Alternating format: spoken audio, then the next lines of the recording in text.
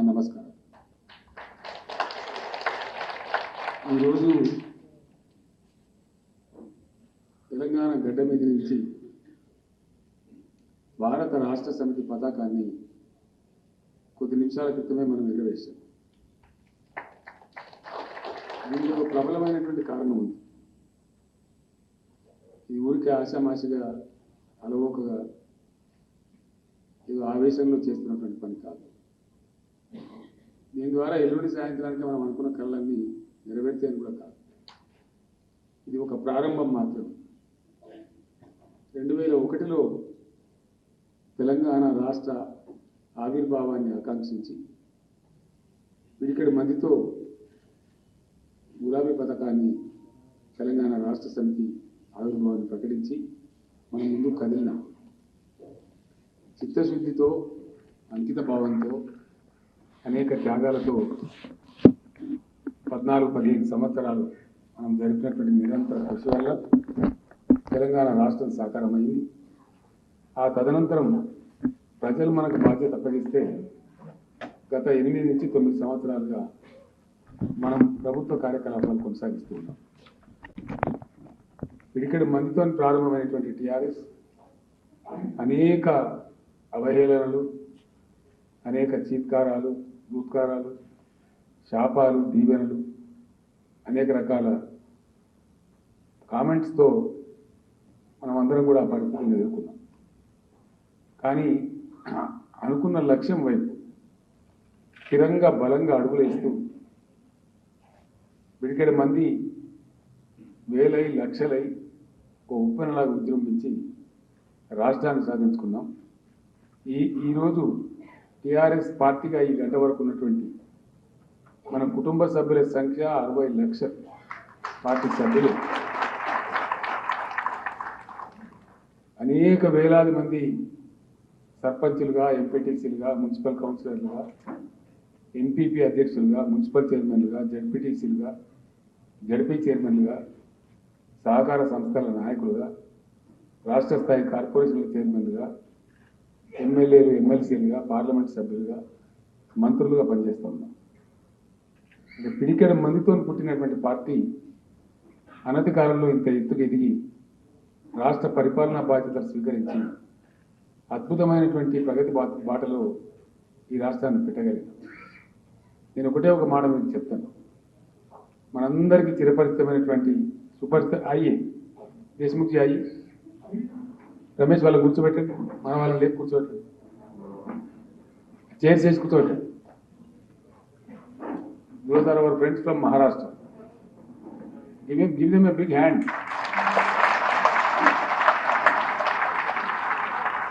महाराष्ट्र से आए हुए भाइयों का भी मैं वेलकम करता हूँ हमारे सब के तरफ से.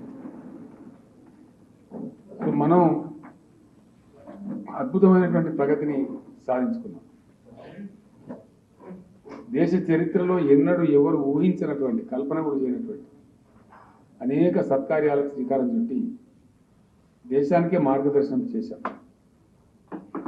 మన దగ్గర క్లిష్ట పరిస్థితులు, కరోనా లాంటి మహమ్మారి వచ్చి ఇబ్బందులలో ఉన్న దేశం మొత్తం రాష్ట్రాలు మైనస్లో పోయినా మన రాష్ట్రం, మన గ్రోత్ కూడా తగ్గింది. కానీ మైనస్లో పోకుండా 2.2% గ్రోత్తో కరోనా కష్టకాలంలో కూడా మనం ముందుకు పురోగమించాం.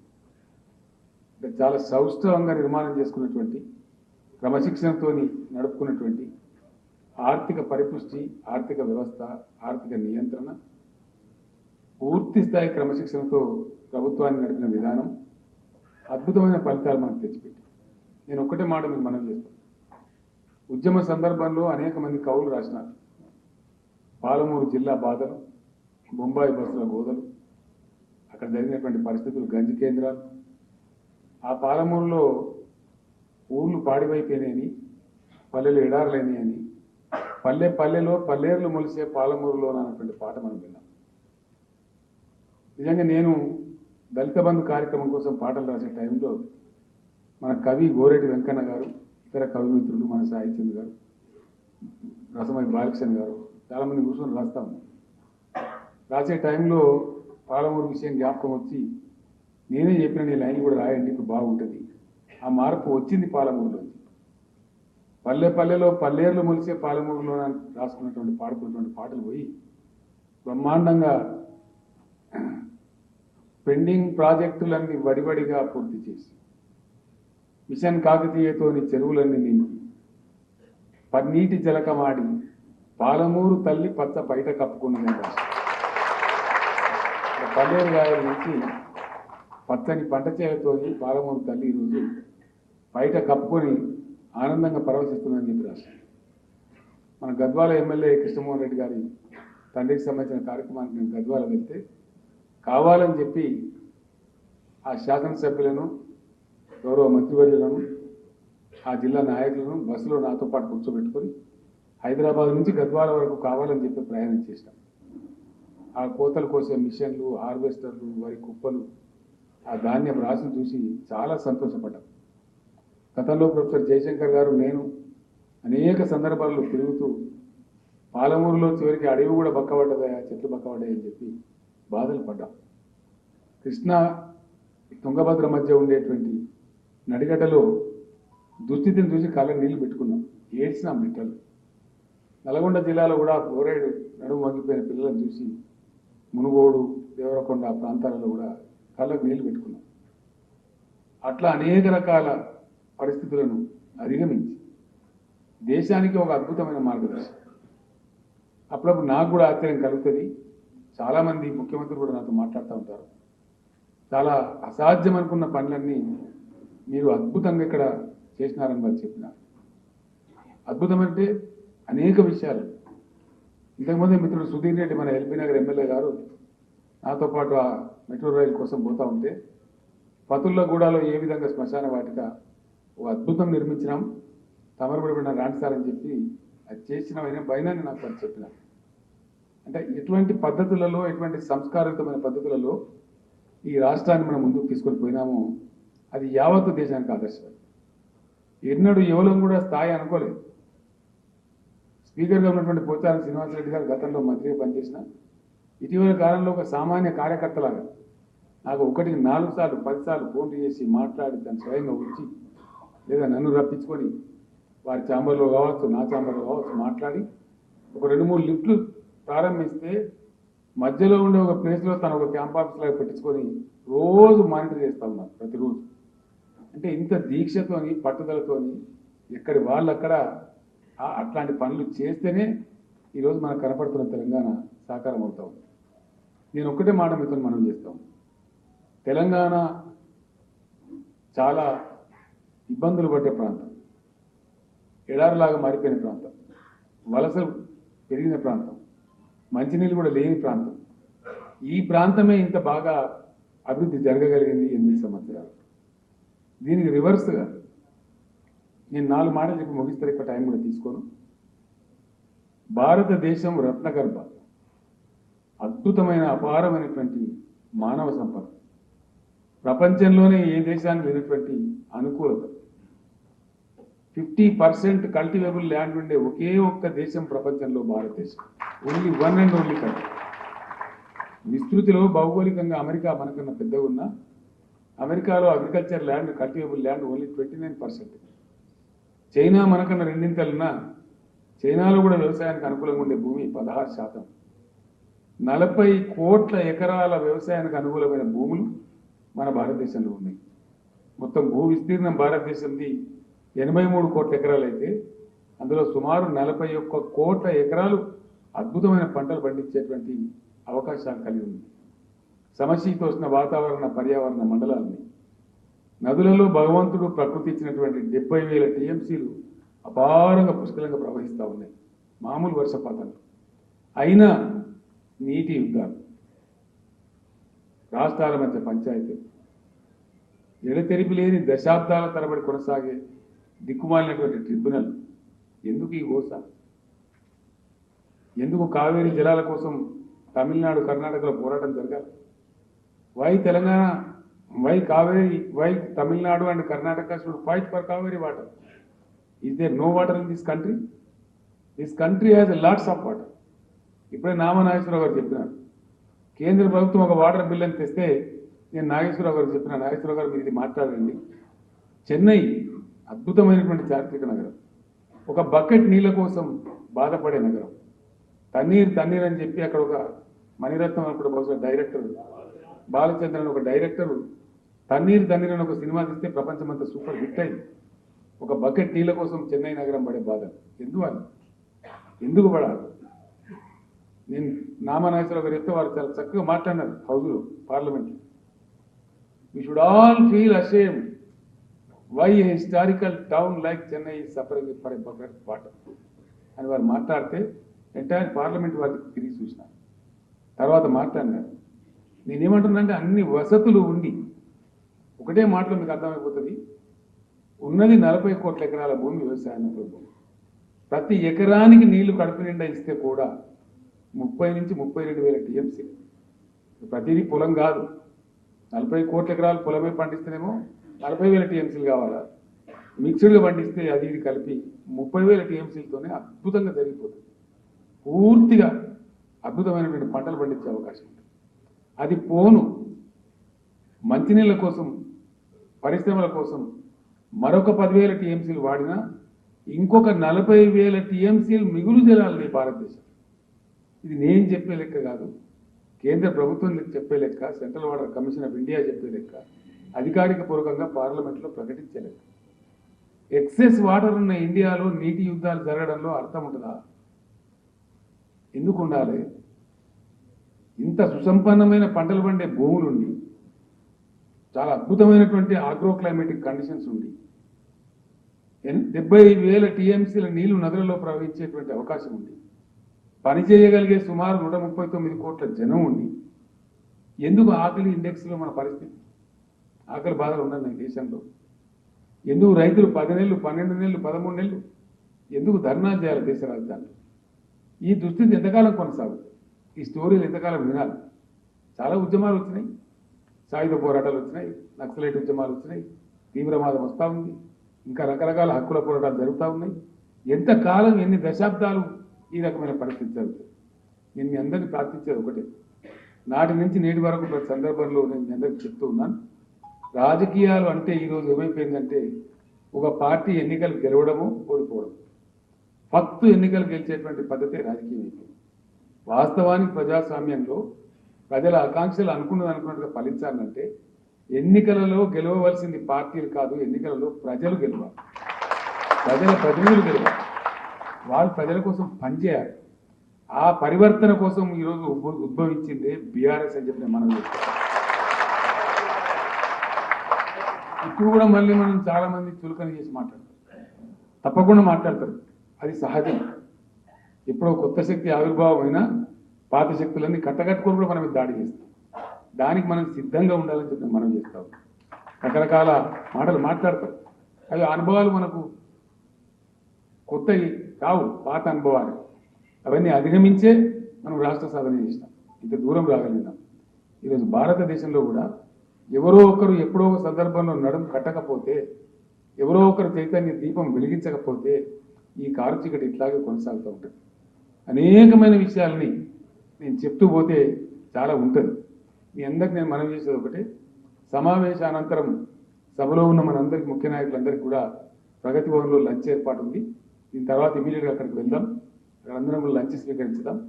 14వ తేదీ కూడా మంచి ముహూర్తం ఉంది కాబట్టి మనం ఢిల్లీలో మన కార్యాలయాన్ని కూడా ప్రారంభించుకుంటూ ఉన్నాం.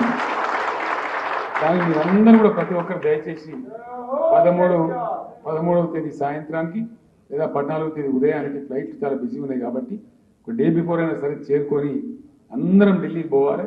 మనందరం పండగలాగా బ్రహ్మాండంగా అక్కడ కేంద్ర కార్యాలయాన్ని ప్రారంభించి మన కార్యకలాపాలు స్టార్ట్ చేస్తాం. నేను ఒక్కటే మాట మనవి చేస్తా ఉన్నా, ప్రయత్నం చేస్తే తెలంగాణలో జరిగిన లాంటి ప్రయత్నమే జరిగితే, సిన్సియారిటీ ఉంటే, కమిట్మెంట్ ఉంటే, అమెరికాను మించి, అమెరికాను తలదన్నేటువంటి ఆర్థిక వ్యవస్థగా భారతదేశం రాస్తుంది. సహజ వనరుల్ని వాడుకోవటం లేదు, భగవంతుడు ఇచ్చినటువంటి సహజ వనరులు. హ్యూమన్ క్యాపిటల్ ప్రపంచంలో ఏ దేశానికైనా ఉండేది అత్యంత విలువైనటువంటిది మానవ సంపద. 52% యువత కలిగి ఉన్న దేశం భారతదేశం. ప్రపంచంలో ఏ దేశానికి లేదు. వాళ్ళని నిర్వీర్యం చేస్తా ఉన్నాం, వాళ్ళని మతోన్మాదనం చేస్తా ఉన్నాం, మనందరం గుడ్లప్పగించి చూస్తూ ఉన్నాం. ఈ దుస్థితి ఇట్లే కొనసాగితే చాలా భయంకరమైన పరిణామాలు వస్తాయి దేశంలో. ఎక్కడనో ఒక ప్రారంభం దీనికోసం కావాలి, ఎక్కడనో నాంది ప్రస్తావన జరగాలి.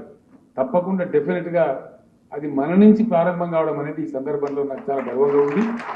100కు 100% దేశాన్ని ఎడ్యుకేట్ చేయడం, అన్ని రకాలుగా ముందుకు పోవడం, తప్పకుండా ప్రజలకు ఎట్లెట్ల విషయాలు తెలుస్తాయో, తెలంగాణ ఉద్యమంలో మనం ఎట్లెట్లయితే చూసినామో అట్లనే దేశంలో కూడా పరివర్తన మనం చూడబోతాం. ఉత్తమమైనటువంటి గుణాత్మకమైనటువంటి మార్పు కోసం, ఉత్తమమైనటువంటి ఉన్నత స్థాయికి చేరుకునేటువంటి ఆర్థిక పరిపుష్టి కోసం అద్భుతమైనటువంటి రైతాంగం ఉండి మనం ఇవాళ మెక్డొనాల్డ్ బర్గర్లు పిజ్జాలు తింటూ ఉన్నారు మన పిల్లలు. వాస్తవానికి మనకున్న భూములకు, మనకున్న నీళ్లకు, మనకున్న రైతులకు వరల్డ్స్ లార్జెస్ట్ ఫుడ్ చైనే ఇండియాలో ఉండాలి. అట్లాంటి డిమాండ్ రావాలి. చాలా చాలా చాలా అవకాశాలు మెండుగా పుష్కలంగా ఉన్నాయి, అందరికీ ఉన్నాయి. కాబట్టి దయచేసి నేను మీ అందరితో ప్రార్థించేది, అంకిత భావంతో మనం ఏదైతే పనిచేసినామో అదే భావంతో డెఫినెట్గా మనం ముందుకు పోతాం. 2 మాటలు చెప్పి నేను ముగిస్తాను. ట్రిబ్యునల్లు వేసి దశాబ్దాలు కాలం గడిచి రాష్ట్రాల మధ్య పంచాయతీలు పెట్టి తమాషా చూసే కేంద్ర ప్రభుత్వాలు ఈ దుర్మార్గం, ఈ దౌర్భాగ్యం, ఈ దాష్టికం సమసిపోవాలంటే ఈరోజున్న మొత్తం వాటర్ పాలసీ రద్దై వండర్ఫుల్ ఎక్సలెంట్ కొత్త వాటర్ పాలసీ ఇండియా కోసం డ్రాఫ్ట్ కావాలి. దానికోసమే BRS.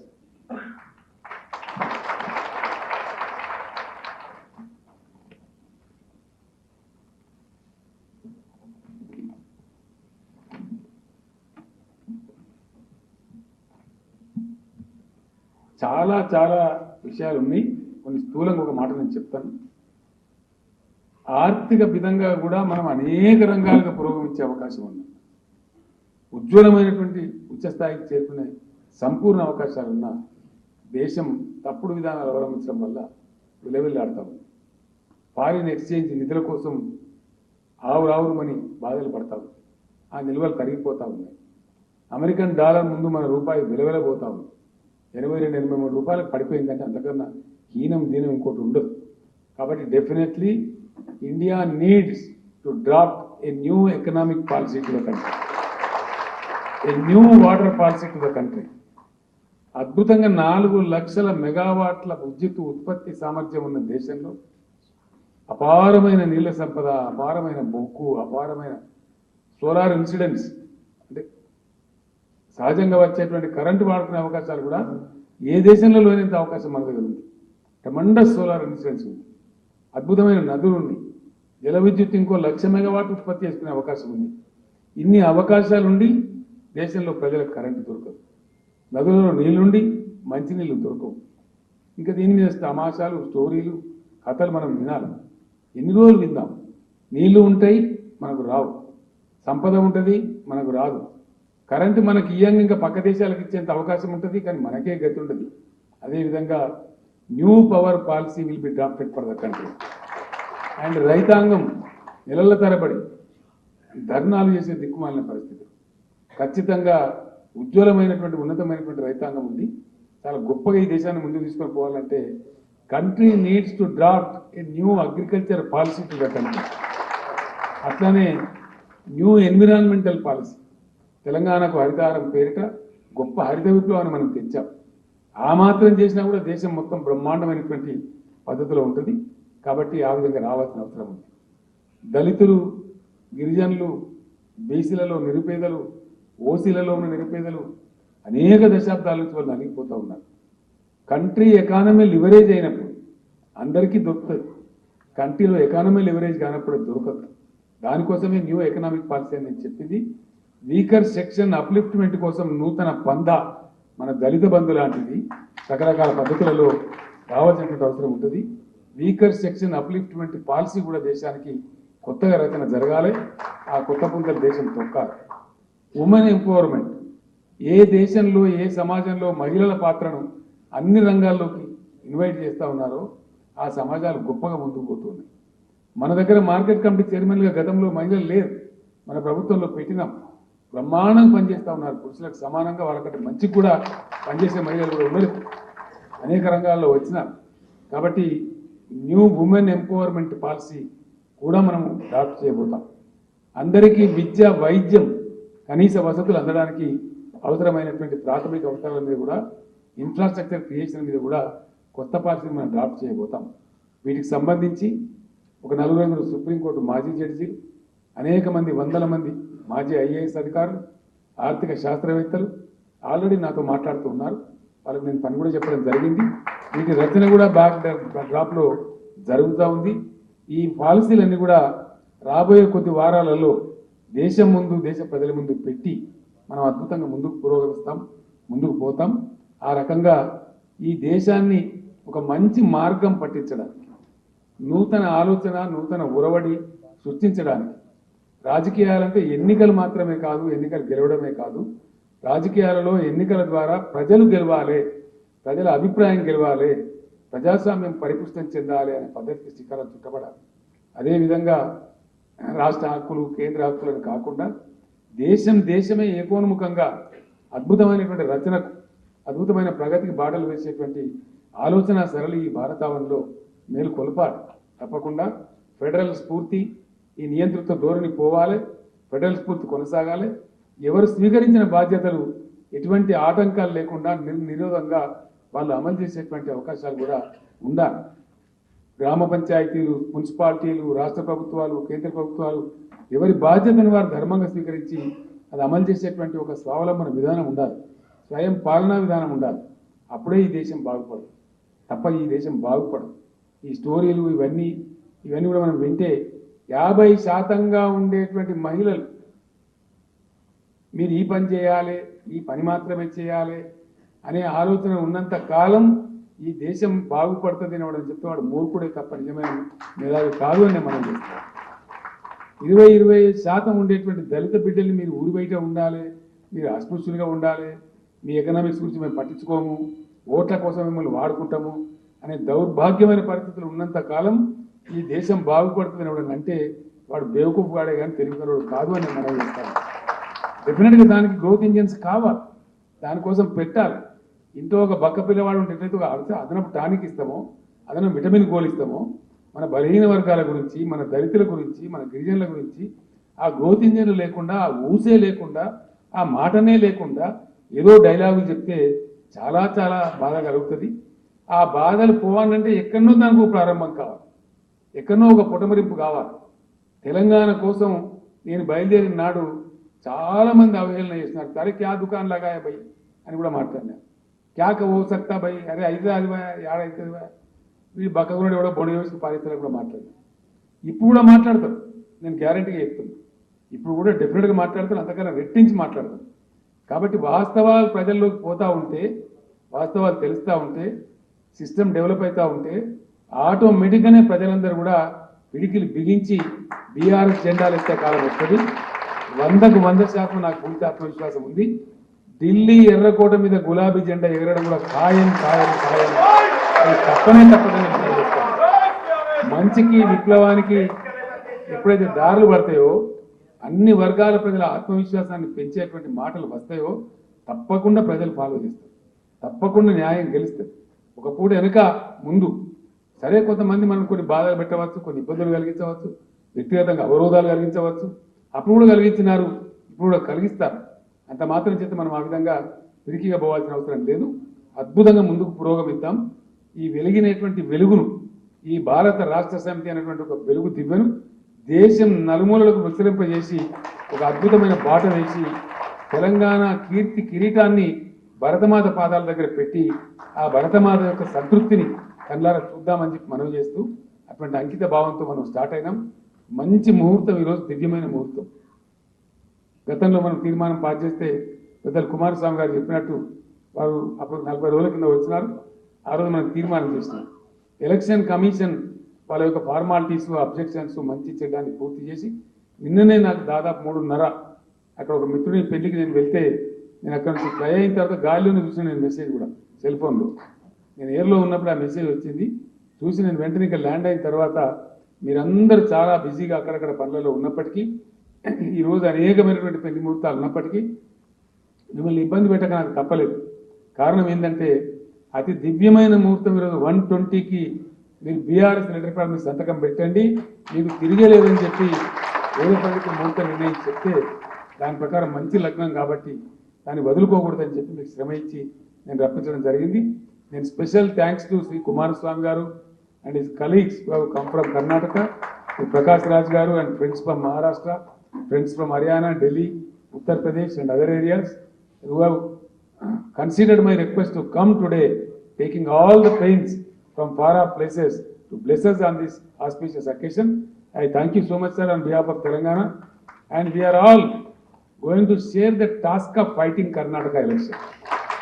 Our friend, Mr. Rajeshwar Reddy, Rajendra Reddy, who is MLA Narayanpet, speaks a very fluent Kannada also, and so many other friends like Mr. Shinde, MLA Dukkal, so many others who are on the border areas, they speak.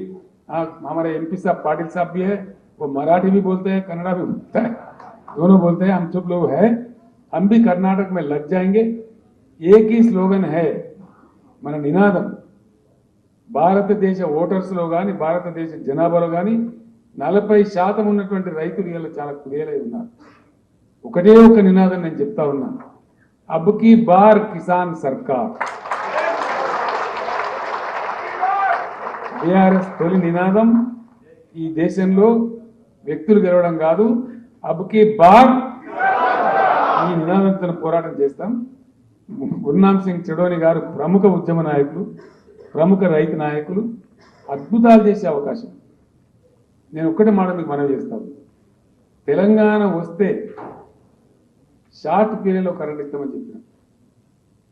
భారతదేశంలో ఇలా మన ప్రభుత్వం వస్తే 2 సంవత్సరాలలో మారుమూల గ్రామాలలో గిరిజన తండాలలో కూడా 24 గంటలకు ఉండేటువంటి వెలుగు తిరుగుల భారతావని మనం తయారు చేయగలుగుతాం. ఆ అవకాశాలు ఉన్నాయి. అద్భుతమైనటువంటి పద్ధతిలో ముందుకు పోగలుగుతాం. సంవత్సరానికి ఒక 25 లక్షల మంది కుటుంబాలకు, దళిత బిడ్డలకు భారతదేశవ్యాప్తంగా కూడా దళిత బంధు కార్యక్రమాన్ని ఇంప్లిమెంట్ చేయగలుగుతాం. అట్లానే రైతు బంధు కార్యక్రమాన్ని ఇంప్లిమెంట్ చేయగలుగుతాం. మన ఎజెండా అంతా కూడా ప్రజల ముందు పెట్టి I extend my warm thanks, heartful thanks to Shri Kumaraswamy garu. As he went back from the last meeting from Telangana to Karnataka, he was kind enough to announce to the people of Karnataka that we are going to implement all the government schemes of Telangana which are implemented today. But we will all come on behalf of you to Karnataka and explain to the people what is Raitu Bandhu, what is Dalita Bandhu, what is Mission Bhagirath, how we can bring water from the rivers. All that we will explain, we will stand by you, and we will see you as a future Chief Minister of Karnataka. May God bless you. We will ask we will work very hard for you. We promise you that we will all come and join in your war. Definitely. నోరు మంచుకుంటే ఊరు మంచుకుంటుంది అంటారు. పోయినసారి నేను కర్ణాటకకు పోయినాను. దేవేగౌడ గారు పెద్దలు వారు మన పోరాటంలో వారు మనకు మద్దతు ఇచ్చినారు. వారిని గెలవడానికి వారి బ్లెస్సింగ్స్ కోసం నేను పోయినాను. వారు ఫోన్ చేసి పిలిస్తే పోయినాను. పోయి వెళ్ళిన తర్వాత కుమారస్వామి గారు నేను దాదాపు 2-3 గంటలు we discussed for 2-3 hours. We got down, Mr. Prakash Raj was also there with me. We went both together. Then after coming down, the press was there. I told the press, it may not be a surprise that again I come back to Bangalore to attend the swearing-in ceremony of Mr. Kumaraswamy as Chief Minister. నేను చెప్పినట్టే నా మాటను భగవంతుని దయను వారు ఇమీడియట్గా అక్కడ ముఖ్యమంత్రి అయినారు. ఇప్పుడు కూడా నేను మనసారా చెప్తా ఉన్నా, డెఫినెట్గా అన్ని రకాల ప్రయత్నాలు చేసి progressive persons, progressive leaders wherever they come, the people will be benefited. The people of Karnataka are definitely going to be benefited with the blessings of our Honorable Devagowda ji and under the dynamic leadership of Sri Kumaraswamy garu. I have no iota of doubt. Please go ahead, sir. We are all with you. The BRS also will establish its roots in Karnataka and they will follow you. They will support you by all means. This is my assurance to you. ఈ రకంగా ముందు మనం దశలో వెంటనే కార్యక్రమాలు మనం తీసుకునేవి ఉన్నాయి. దానికోసం రచన అంతా జరుగుతూ ఉంది, కార్యక్రమం అంతా జరుగుతూ ఉంది. నిన్నటి వరకు నేను చాలా ఈగర్గా వెయిట్ చేస్తూ ఉన్నా. ఏది మాట్లాడినా మన పార్టీ పేరు ఏంటంటే ఇంతకుముందు తెలంగాణ రాష్ట్ర సమితి. ఆ రోజు మనకు అది సమంజసం, ఆ రోజు అవసరం. ఈరోజు దేశం కోసం అవసరమైనప్పుడు మీ పేర్లనే తెలంగాణ ఉందన్నా మేము పనిచేయాలనుకుంటామని చాలామంది ఇతర రాష్ట్రాల మిత్రులు చెప్పినారు. ఒక బ్యారియర్ తీయండి మేమంతా వస్తామని చెప్పినారు. ఈరోజు దేశం గురించి మనం ఏదైనా మాట్లాడడానికి బ్రహ్మాండమైన అవకాశం ఉంది. విపులంగా ఢిల్లీలో జరిగే ప్రెస్ కాన్ఫరెన్స్లో నేను దేశం ముందు చాలా సమస్యలు పెడతాను. 14th once again I request all of you to be present in Delhi. అందరూ కూడా ముందే చేరుకొని మనం అక్కడ కార్యాలయం ప్రారంభించుకొని గొప్పగా మనం వద్దాం. మన నూతన కార్యాలయం కూడా నిర్మాణం కూడా జరుగుతూ ఉంది. అన్ని స్లాబ్లు అయిపోయినాయి, బ్రిక్ వర్క్ జరుగుతూ ఉంది. రాబోయే 2-3 నెలల్లో మన R&B మినిస్టర్ ప్రశాంత్ రెడ్డి గారి నేతృత్వంలో మన సొంత బిల్డింగ్ కూడా ఢిల్లీలో కంప్లీట్ అయిపోతుంది. అప్పుడు బ్రహ్మాండంగా ఇంకా కార్యకలాపాలు మరింత బలంగా చేయగలుగుతామని తెలియజేస్తూ ఈ శుభ సందర్భంలో భారతదేశానికి ఒక అద్భుతమైన మార్గదర్శనం చేయడం కోసం నడుం బిగించినటువంటి ఈ శుభ సందర్భంలో నాతో పాటు కంకణదారులైన మీ అందరికీ పేరు పేరున నేను ధన్యవాదాలు తెలియజేస్తూ సెలవు తీసుకుంటా ఉన్నా. జై భారత్, జై భారత్.